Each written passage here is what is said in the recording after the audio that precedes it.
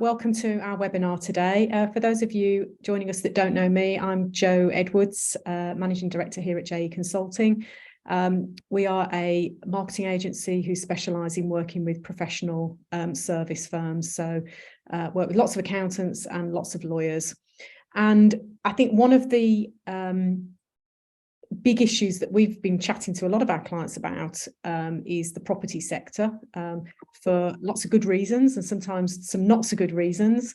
And one of the common questions that I think crops up from a lot of our clients is where they're dealing with particularly more complex landlord portfolios is getting access to finance. So I'm delighted to be joined today on the webinar by Meir Plancey, who is Director of Plan Funding Solutions. Good morning, Meir. Hope you're well. Good afternoon now. Good afternoon. Good afternoon. 1 week past. Thank you. So I've known Meir for a long time and tried to introduce Meir to lots of our clients who need help with property finance, and do see Meir as one of the experts in this field.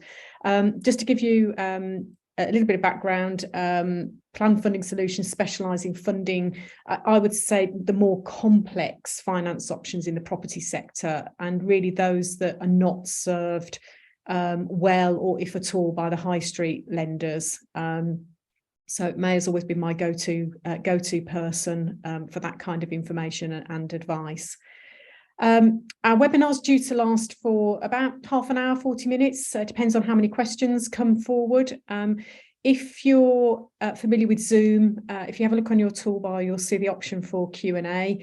So if you've got any questions that you'd like to put to Meir as we move along this session today, then use the Q&A option, and I'll pick those up as we go along and put those forward, and hopefully Meir can answer those for us. But before we get really started, let me give this opportunity to Meir to introduce himself to you. Okay, thank you. So good afternoon, everybody. It's a bit disconcerting because I can't see anyone's faces, but I will talk to a screen, and hopefully you can all hear me loud and clear. Excuse me. So give a bit of info about me and my company. I started in the finance industry a million years ago, 1994-5.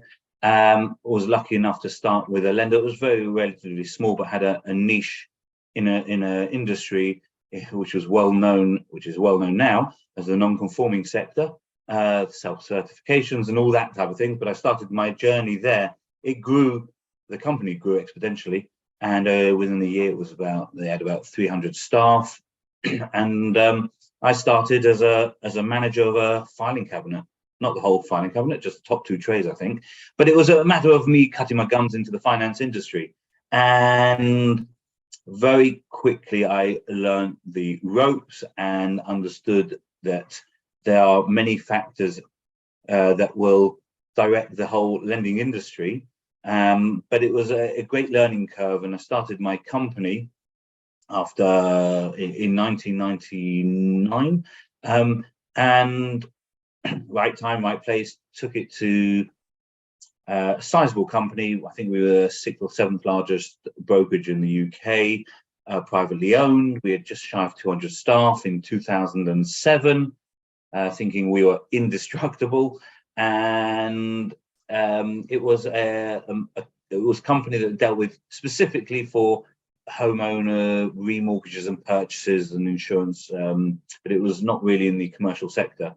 Markets fell off a cliff. We retracted considerably to match the needs of the business and to keep it running.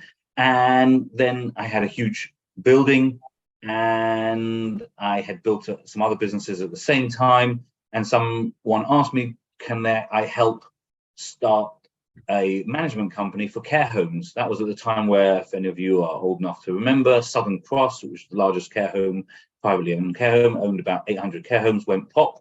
And suddenly they needed all these landlords had many care homes, and they had no one to run them. So we set up a management company, and we were running practically overnight. Within a space of about 4 weeks, we created a business that had 110 care homes. That was about 8,000 staff. And won't bore you in that sector, but it was one of the only other very regulated industries, as much as the finance industry. It was run obviously by the CQC, Care Quality Commission. But at the time, one landlord came up to me and said, "Look, we need to refinance a care home," and that was my baptism of fire to really get into the commercial sector. And I found it relatively straightforward. It was an opportunity to understand that it is a unregulated. It's not governed. Well, it is governed by the FCA in terms of the high level, the normal things that any business would have to run with money laundering, etc., but not the governance of doing a consumer mortgage, which was quite refreshing at the time and enabled us to really go off-piste. And it was a journey that was greatly. Had learned some great lessons from that, and started doing the commercial financing. Now, what I have done, obviously, I've come in as Plan Funding Solutions. I have another company that runs. So, as Joe has correctly said, Plan Funding just manages the complex, the portfolio landlord, the experienced landlord, the bigger ticket deal. It's like a boutique organization of a small team that really runs that. I have another company called Wyndham Finance that has the infrastructure that does all the regulated mortgages, the homeowner mortgages, people who have got one, possibly two buy-to-lets in their own names and just want straightforward funding for that. And along my journeys, the benefit of telling you about the commercial sector and how I developed it was that along the way, because it's not a bog standard mortgage, it is old school lending effectively, because no single commercial deal is the same. Everyone has different quirks to it, multiple shareholders, offshore trusts. We've got the various complexities of development finance and all that. I found more and more, being in this business so long, what I did was, more often than not, picked up the phones to either the head of credit, sometimes the main decision maker in the lender. Because of the time spent in this industry, we've got some of the key players in this industry I trained up many moons ago, 25 years ago, in their journey, which was great, which are now hugely successful individuals, nothing to do with me, but they are hugely successful. And it gives us a fantastic angle going in and discussing a case with them, and them already almost pre-underwriting it at that stage, saying, yeah, that will fly, and build a package around that. I also, for my sins, I have done many stints. I'm the finance expert in inverted commas for LBC Radio. Some of you have heard of it. I've been on it. Some of you have seen me. I went on about 3-4 weeks ago on a live show, which was, I have to tell you, slightly daunting. I had, I think, they said there was about 2 million listeners, and we had a phone in, so we had no preempting of any questions. I had a set of earphones and waited for those questions, which thankfully went well. So it was an enjoyable experience, but it also given me the opportunity, as I built the business. We have a number of streams of business, streams of leads, and for this particular business, for my Plan Funding Solutions business, we have a number of referrals from accountants, from solicitors, from other brokers that don't deal in this sector. And this is where we come into our own, because of the relationships that we have, and enables us really to go to the lenders and find a solution. I won't be bold enough to say if we can't find it, no one else can, but if we can't find it, no one else can. But no, it is a situation where we really are there to work with the clients. Service is everything. We monitor it very closely, and we have reviews from an independent FIFO organization that has given us, I think, in the last, I think it's 3 months, it's about just under 700 5-star reviews, which is very nice and great accolade to my team. So that is me in a nutshell. Just in case you want to get to know me a bit better, on my part-time side of things, when I've got a spare second, I volunteer for London Ambulance Service as a paramedic. Wasn't never clever enough to be a doctor, and I really wanted to do it, so I went on and did that during yeah, it was a busy time during the pandemic, but that is me. So any tight spare time, I log on to London Ambulance Service Infrastructure, and at all hours of the night, I'm called to do what I love. It's a bit of a passion. So that is me. Brilliant. Yeah. Thanks. Right, well, I want to dive into the market now. So as I say, a lot of our clients specialise in the property sector. So can you kind of give us an overview of what you think the current market conditions are like? Okay, well, you know, if that question would have come to me 12 months ago or so, it would be a very much of a static line of, yeah, market stable, lenders are hungry, rates are great. Now our industry looks a bit like my job on a paramedic. It's a heartbeat. It goes up and down and up and down, and you know, it's not flatlining, that's for sure. But I think what we've seen in the volatility of the market makes it unbelievably difficult to actually try and get the needs of the client and what the lenders are actually looking to do. Because back in November, thank you very much to our then Prime Minister, the markets reacted very badly, and lenders were looking at various things to price their fixed term products. And what happened was, I won't bore you too much, and that's a cover for me. I don't really understand the full workings of swap rates, but the banks, when they fix a 5-year fixed rate, they look and forecast what the markets will be within the next 5 years to ensure that they make a return on their money. And swap rates are what they lend, and they borrow the money in, and they lend it out, and they make the margins on it. And that was crazy, and that's where the rates shot up. It has over the coming last, I'd say 6 weeks, 8 weeks, it has settled down, and rates have gone down, even though at the time when bank base rates were going up, because they were looking at the forecasts of the 5 years. So it is a volatile market, but there's been more stability over the last 6 weeks for lenders to start reducing that rate, which gives great confidence into our industry specifically. So it's not a tame market, but it's something that, you know, lenders are coming in. But the indications at the moment, you know, as many people are getting 5-year fixed rates. I'm mentioning 5 years because the 2-year fix now is almost non-existent in this sector because of the volatility, and people don't know that short term what it would be. And if they did have to do it, the prices would be too high to make it viable for any landlord to actually take on a product like that. So just picking up on that issue of the volatility of the market and that comment about rates there, Meir, tracker rates versus fixed rates, yeah. What are you finding clients are wanting? What are they able to get? Okay, so that is a great question, because so tracker rate obviously tracks the bank base rates, and it can, as it says, you know, it's a tracker. It goes up and it goes down. And fixed rates gives the client stability. They know what their monthly payments are going to be for the next X number of years, whatever that fixed rate period is.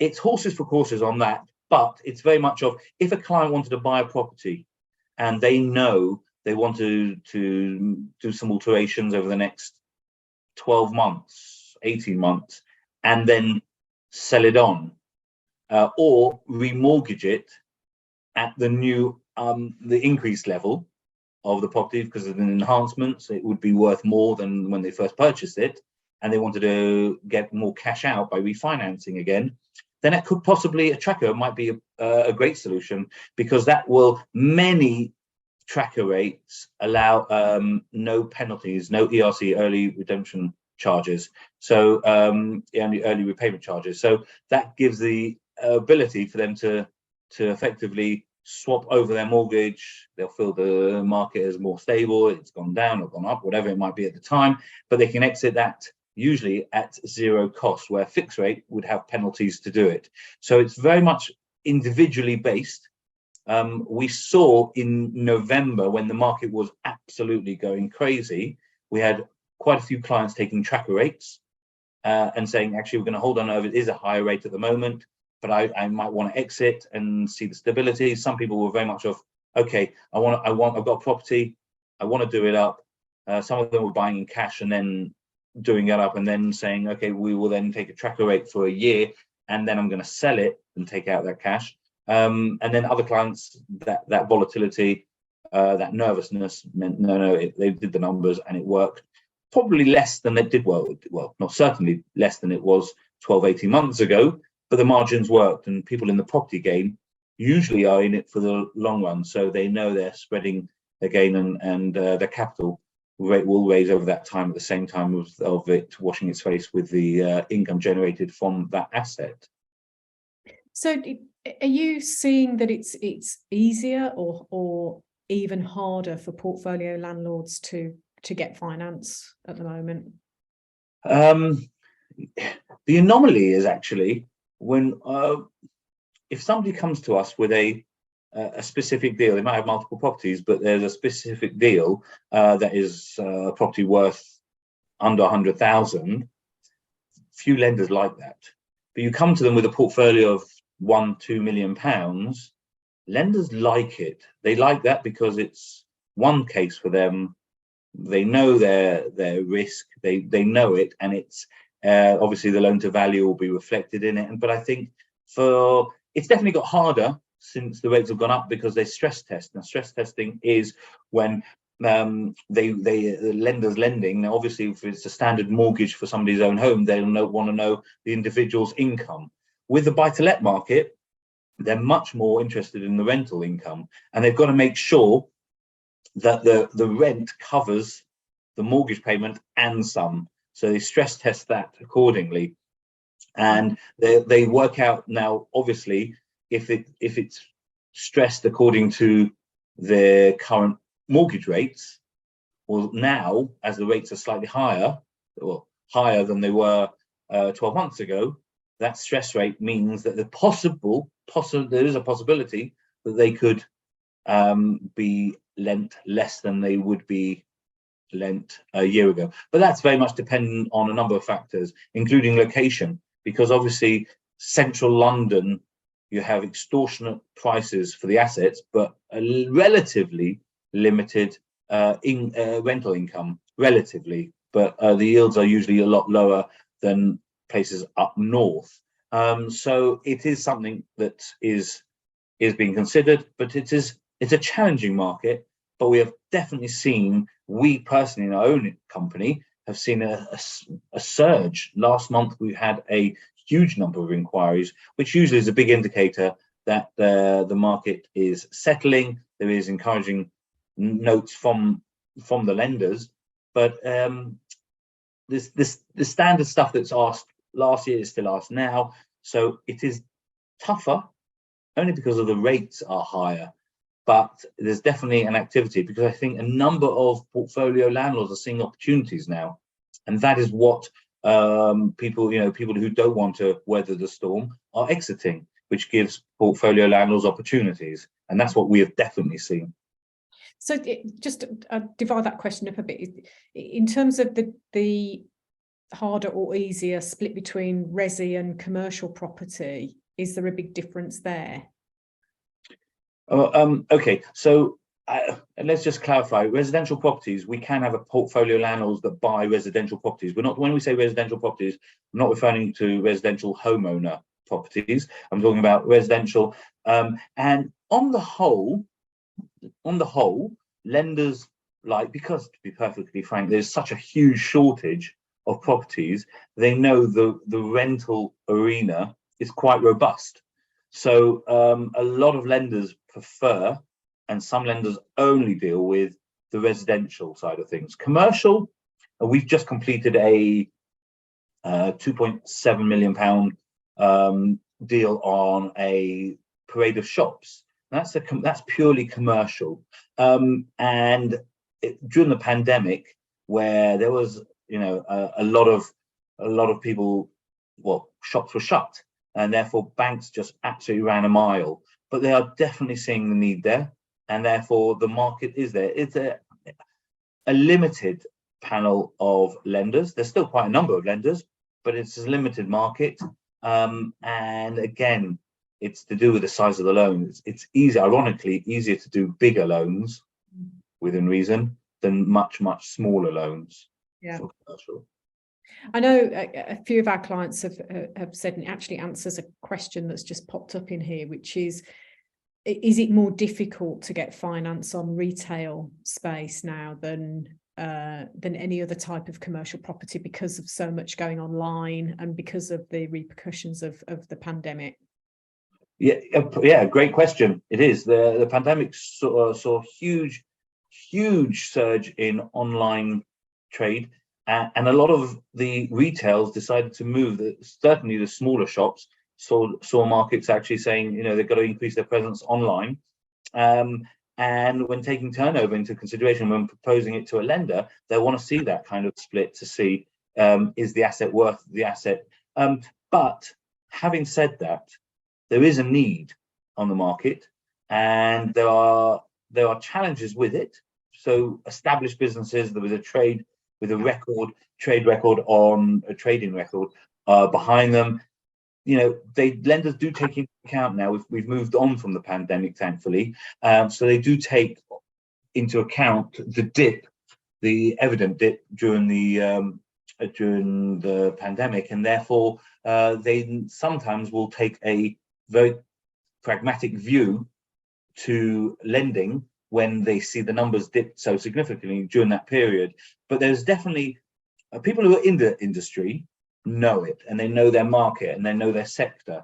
So would I say for a newcomer to say, okay, I want to get into this market, let me go and buy a freehold shop somewhere, I'd say, that's a big leap if you didn't know that industry. If somebody's starting on their journey as a landlord, the sectors that we've seen growing is certainly in the residential side of things. So usually the seasoned commercial guys will know what they want. They'll know the yields they need to obtain. They'll see exactly the opportunities that can be bought, because obviously, just as on the flip side of this as well, there are people who want to exit, and therefore these professionals who know what they're doing are absolutely in there ready. And we've got a client, ironically, who had dipped their toes in it, and now doing a seismic change from their residential portfolios and selling their whole portfolio in the residential market to aim and focus on that commercial sector. Interesting. Okay. Yeah. Question just popped up actually, Meir, which I'll take the opportunity to ask you now. Thank you for putting the question in. So this is somebody who's got a client who owns a portfolio of properties, and is looking to raise on a property that's converted into flats known as a multi-unit freehold block.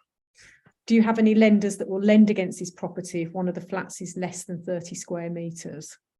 I'm not sure I understand the question, but I'm sure you do. Okay, so firstly, whoever asked the question obviously knows the industry, or the client certainly does. So a multi-unit freehold block is a client owns a freehold of a building, and within that building there are multiple units. So they might have had a large house and they've converted it into 3 flats, right, or 4 flats, whatever. It's but it's under one title. So they own the freehold, and within that they've got multiple properties, and they rent them out individually to individual tenants on ASTs, assured short tenancy agreements. And now main street, high street lenders don't look at it, not necessarily because they can't, it's not their bag. The normal likes of the high streets have a very specific remit, and to make any kind of changes, would take years for them, and it's not their sector. But the challenger banks are very, very aggressive in this space, and they compete very competitively. It's not, the challenger banks don't just have, just not, oh, we'll do it, but a much higher rate. No, it's a matter of they understand that sector, they understand it very well, and they price it accordingly because it is a commercial transaction and they want to make their yields. So it is more expensive than a person remortgaging their own home, but it's not something that is so extortionate that it's not feasible. And going back to the question, Many times people carve it up, the property, they carve up the properties, and they don't necessarily think of all the possible implications. And one of the requirements is that the property has to be over 30 square meters in just for habitable space, includes all parts of that unit. Now, people have bought units that are smaller than that, and we have had some shockingly, I mean, some of them are literally broom cupboards they've managed to stick in a bed standing up, I think, but it's so small. However, there are niche lenders. A lot of them just say under 30, we don't want to know. We've got a couple of relationships with a number of lenders that will lend 25 and above. And we've got a great relationship with another one that will take into consideration under 30 square meters. So the quick answer to that is yes, we do have a solution that can be found. Which actually leads on to HMOs, so that the homes of multiple occupancy. So in your view, Meir, is that still viable when it comes to the lenders? Okay, so houses of multiple occupancy, which is exactly what it says, it's a house that is let by the rooms with shared facilities. And it was in vogue 4, 5, 6 years ago, and people were going absolutely crazy because the yields are so high. Because if you remember, as an AST, you can rent one property to one family, and you've got a certain amount that you can earn from it. Here we've got HMOs where they are letting out individual rooms at, obviously cheaper than a collective AST, but when you add up the 5, 6, 7, 8 rooms on a weekly basis to these individual people, it proves exceptionally profitable. And there's a mixture of the type of tenants that go in, and it can be anybody. We've had HMOs for doctors and nurses who want a place near the hospitals, students possibly, and then obviously it goes then to vulnerable tenants, and they've got council agreements with those type of setups. And local authorities were literally, it was the answer to the housing crisis, so they were saying, yeah, go for it, we'll give you every possible license and go for it. Now some local authorities really don't like it. Some of them make it very, very difficult to obtain a license, and you'd have to jump through many hoops. And sometimes you've got local authorities have said, actually, we've closed shop now, unless you've got an unbelievable reason for us to make an exception, we don't really want to do it. And the main impact now that people are finding is the utilities. Yeah. Because the landlords usually invariably pay for gas and electricity for these, you're getting 3-4 times the cost to the landlords, which eat away. And it's high maintenance. HMOs are high maintenance because, you don't get a family leaving, you're going to do up the property and then put in a new family. These are people who are using a room effectively, and when they have enough, thank you very much, I'm going, and then you've got to go more, or they leave and you don't know, and then you find out, and then it is high maintenance. Usually you get a managing agent to look after those type of properties, but some people will maintain it themselves. So there's been a dip, but there are definitely opportunities. Again, I wouldn't necessarily say if somebody's having want to dip their toes into the property market that they'd start with HMOs, and many lenders look at that and they say, okay, we have a vast panel of lenders that will look at HMOs, and they see it as a great source of income, and it's a stable business, but they usually want to see the landlords having experience, because it's a high maintenance, as there are many curveballs can be thrown along the way. They want to know that can be sustained, and if there are voids, how they can be filled, and they want somebody in situ who can manage it well. So lenders want to see some sort of experience. Doesn't necessarily have to be in HMOs, but they want to know that they've got property experience, letting out properties within reason. Okay, all right, fair enough. I'm just going to change the subject slightly, because again, we work with lots of accountants, and I know that when we've done webinars on their behalf with them talking about property tax and so on, this common question keeps popping up all the time. Is it better to run your portfolio through a limited company? Is it better to do it in individual names? How does that sit with the finance part of it and the lenders? So do you have a view on that? Okay, thank you for throwing me a question when I'm sitting in front of a load of accountants. Wow. Yeah, okay, so the truth be told, if a client comes to me and says, you know, should I buy it in a personal or company name, the first thing I would do is steer them back to an accountant, because they have to take into consideration the client's short, mid and long-term objectives, you know, and they've got to understand it. From my perspective in the finance world, to answer it within the finance criteria, there are some lenders, high street banks, the minute you mention it's in a limited company, won't look at it because they just don't deal with that. Some fewer will, but in the challenger banks, most if not all will, and I won't say they prefer it, but they're more comfortable in that infrastructure. Many individuals set up an SPV, special purpose vehicle, specifically that put in the assets in that, allows them to run their business and their expenses through that.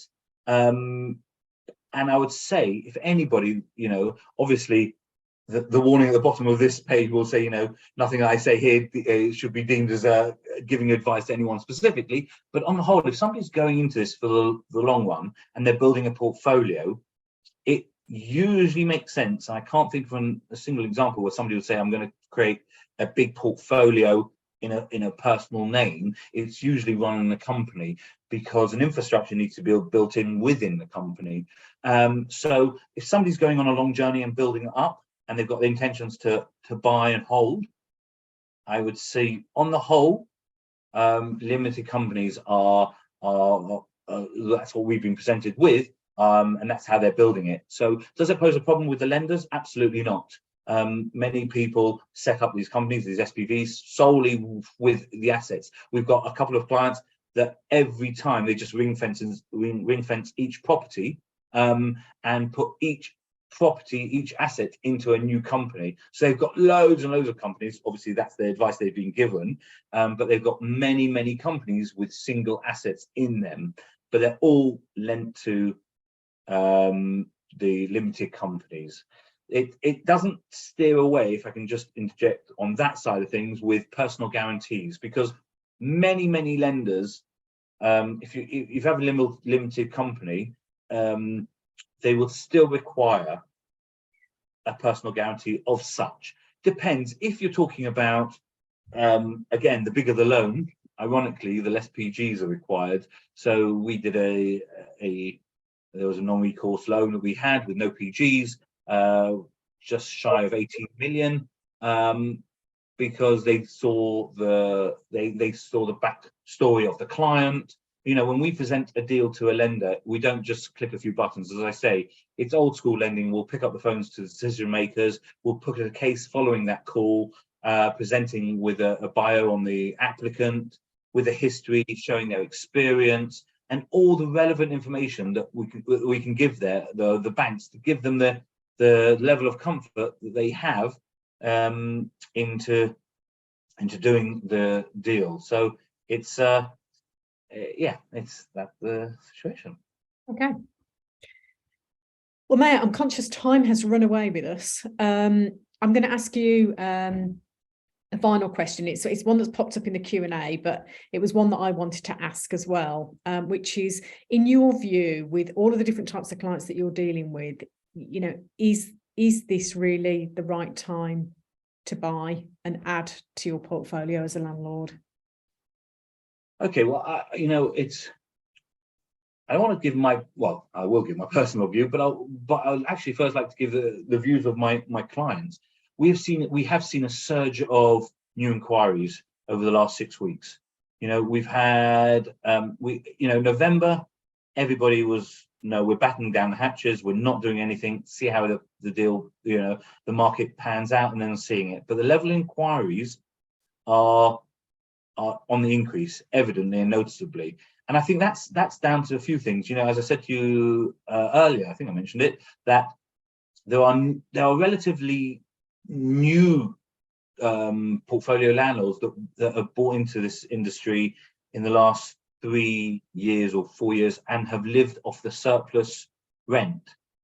When they have to refinance, a lot of that surplus rent will be eaten into the cost of the mortgages, and they are then looking now, well, they've had it for 4 years, they actually want to cash in and get the capital growth and use that to wait the time frame. And therefore a number of the professional landlords are seeing that as huge opportunities. So the people who are seasoned, who know what they're doing, and as well as people who want to start, we've got a few clients now who are starting their journey because they're in it for the long haul. They're young enough, they want to see exactly, they've made their margins work for them, and they are saying, okay, fine, it can only get better in their view. So if they fix it for 5 years, they think in 5 years they'll have capital growth, they can refinance it again, take out more money, and hopefully if the interest rates have gone down, capitalize on the difference between the interest rates and the rental. So to answer your questions, my clients are definitely saying yes, it is the time to look. Brilliant. Okay, well, Meir, I'm very conscious we're just about out of time now. I wanted to thank you for your time this morning, and I hope that everybody who's tuned in has found that useful. Let me give you the opportunity to allow you to give the details of how people can get in touch with you.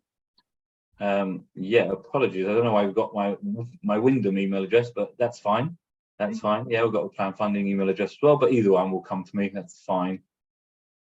Okay, so they can use that email, they can use this phone number. Yeah, we will make an on-demand version of this webinar available to everybody that registered and has tuned in for this webinar if you want to recap on any points. But as Meir says, I'm sure you're happy to hear from anybody who might want some help with any of their portfolio landlords that they're dealing with at the moment. Thank you. Thank you for your time. Thank you for joining us, and thank you for inviting me, Jo. Absolute pleasure.